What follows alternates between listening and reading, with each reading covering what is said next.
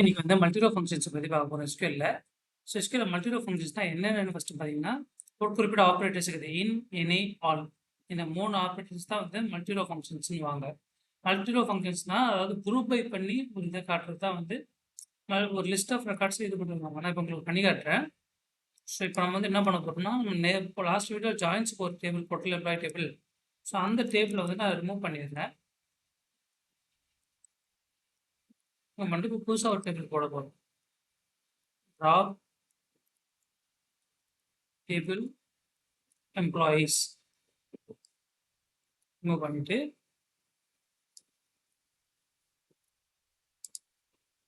ஒரு டேபிள் ஒன்று கிரியேட் பண்ண போகிறோம்.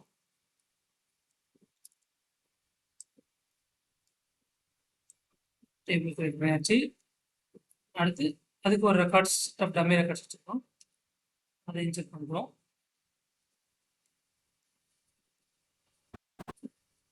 இன்செர்ட் பண்ணியாச்சு. இப்போ அடுத்து வந்து இன் ஆப்ரேட்டர் அப்படின்னா என்ன போட்டுக்கிறோம் அப்படின்னா, இன் ஆப்ரேட்டர் பற்றி நான் உங்களுக்கு இந்த வீடியோலேயே சொல்லியிருப்பேன். சிங்கிள் டோ ஃபங்க்ஷன்லேயே வேறு ஆப்ரேட்டருக்கு சொல்லியிருப்பேன். இன்னன்றது எதுக்கிட்டு இப்போ வந்து சென்னை சிட்டி நான் உள்ள ஒரு கண்டிஷன் போடுறேன். அதாவது கொரிக்குள்ள கொரிடுவாங்க, இது சப் கொரிடுவாங்க. இதை வந்து தனி டாப்பிக்காக எடுக்கிறேன் நான் அடுத்த வீடியோவில்.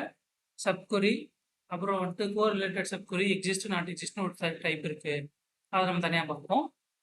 இப்போ இதில் வந்து ஒரு கொரிக்குள்ள ஒரு கொரி போடுறோம் ஸ்டேட் அப்படின்னு வச்சுக்கோங்க. இதில் வந்து செலக்ட் சென்னையில் இருக்கிறவங்க மட்டும் ஃபில்டர் பண்ணுன்னு சொல்லிக்கிறேன். ஓகேவா? ஸோ சென்னையில் இருக்கிற டிபார்ட்மெண்ட் வேணும் சொல்கிறேன். ஸோ சென்னை டிபார்ட்மெண்ட் எடுக்குது. சென்னை டிபார்ட்மெண்ட் என்னென்ன?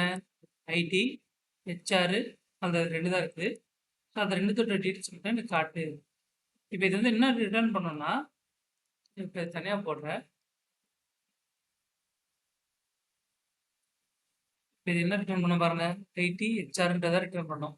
இப்போ இன்னும் ஆப்ரேட்டில் மல்டிபிள் லிஸ்ட்டாக நம்ம வாங்கிக்கிட்டோம்னா அதுக்கு அம்மா செப்பரேட்டாக கணக்கு எடுத்துக்கிட்டு இப்போ அந்த ஐடி ஹெச்ஆரில் இருக்கிற ரெக்கார்ட்ஸை மட்டும் எடுத்துக்கிறது பார்த்தீங்களா? ஸோ இதுதான் வந்து இன்னும் ஆப்ரேட்டர் மல்டி ரோ ஃபங்க்ஷனில் நம்ம யூஸ் பண்ணுவோம். அடுத்து வந்து எனி அண்ட் தென் எக்ஸிஸ்ட். அதாவது நம்ம ஒரு கண்டிஷன் போடுறோம். இப்போ இதுதான் வந்து சப் கொரின்னு சொல்லுவாங்க. இந்த கொரி எக்ஸிக்யூட் ஆனதுக்கப்புறம் இந்த கொரி எக்ஸிக்யூட் ஆகும். ஃபர்ஸ்ட் வந்து உள்ள, அதாவது ப்ராக்கெட்டுக்குள்ளே இருக்கிறத ஃபர்ஸ்ட் எக்ஸிக்யூட் ஆகும். ஸோ சேலரி ஹெச்ஆரோட சேலரியை ஃபர்ஸ்ட் மட்டும் எடுத்துட்டு வா, இதை மட்டும் தண்ணி எக்ஸிக்யூட் பண்ணுறேன். 40,000 35,000. ஸோ இதை விட கிரேட்டராக இருக்கிறவங்க சேலரி தான் எனக்கு வேணும் அப்படின்னு ஒரு கண்டிஷன் போடுவேன். ஹெச்ஆர் சேலரியை விட கிரேட்டராக இருக்கிறவங்க. ஓகேவா? அடுத்து வந்து ஆல். இந்த ஆப்ரேட்டரில் வந்து நான் ஹெச்ஆரோட அதிகமாக இல்லை ஏதாவது ஒரு கண்டிஷன் சாட்டிஸ்ஃபை ஆனால் ஓகே. ஹெச்ஆரை விட எய்தர் ஹெச்ஆரோட அதிகமாக இருந்தாலும் சரி கம்மியாக இருந்தாலும் சரி அப்படின்ற மாதிரி இது எனி.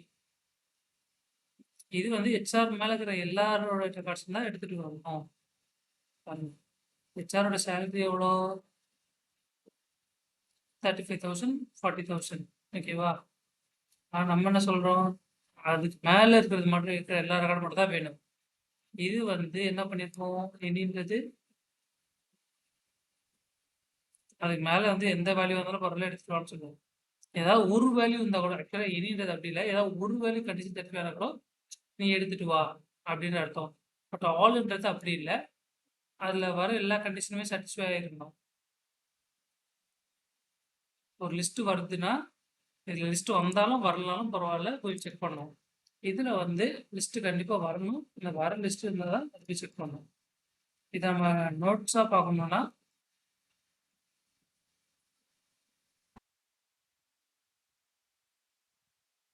இனி ஆப்ரேட்டர் பார்த்தீங்கன்னா இதில் அட்லீஸ்ட் ஒன்று, இப்போ 2 சேலரி இருக்குது.